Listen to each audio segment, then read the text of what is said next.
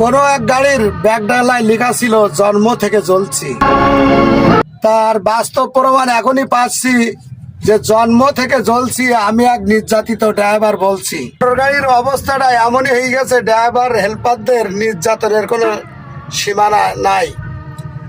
তা আমি সবার উদ্দেশ্যে একটা কথা বলতে চাই, বর্তমান একটা ড্রাইভার যদি মহাসড়কে বিপদে পড়ে, বাংলাদেশে যত ট্রেড ইউনিয়ন আছে এখানে সালিশ বিচারের নামে ওই ড্রাইভারকে যদি একটা ক্ষতিপূরণের টাকা দেওয়া হয়, সেই টাকা দেখাইতে ওই ড্রাইভারের হাতে আসতে আসতে সে টাকা 3 ভাগ হয়ে যায়। সে কিন্তু তার সম্পূর্ণ ক্ষতিপূরণের টাকা পায় নাই। কিন্তু এখন বর্তমান দেখছি এই যে নির্যাতিত মোটর শ্রমিক ঐক্য সমগ্র বাংলাদেশ, এরা নিঃস্বার্থে যেখানেই অন্যায় সেখানেই প্রতিবাদ।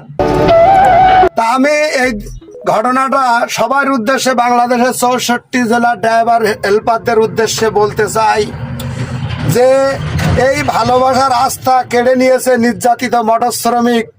তা প্রত্যেকটা জেলায় আমি সবাইকে অনুরোধ করব একটি করে বসার অন্তত জায়গা চাই। ঠিক।